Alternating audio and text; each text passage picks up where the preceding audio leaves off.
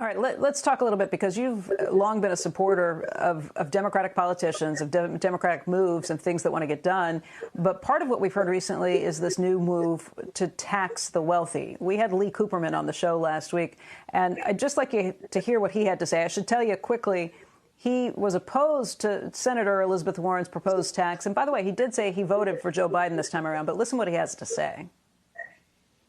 I don't think it's intelligent, and I don't think it's legal. But we also have to deal with the dialogue that the progressives are taking towards wealthy people. They tend to villainize wealth, and I don't get it. I don't understand it.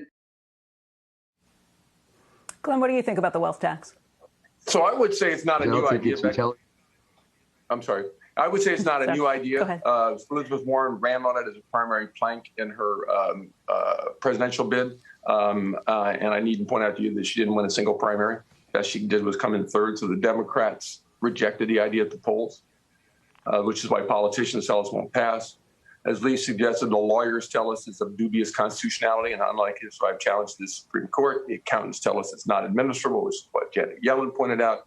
The economists say it'll be gamed and would distort incentives. And the Europeans say it didn't work and had to be scrapped. So I just think it's not a particularly good idea for a whole bunch of reasons. But I do think the key issue of addressing inequality and creating a more level playing field in our economy and fairness for people who have been disadvantaged generally, but also specifically by the pandemic, is a good thing. The wealth tax is just not the right way to do that. You don't think it's a good idea, but it's an idea that may be picking up some steam. You think it's possible that it would get passed? There's not a single political commentator who thinks it will get passed. As I pointed out, it was rejected by Democratic voters in the Democratic primaries. Doesn't have any political momentum.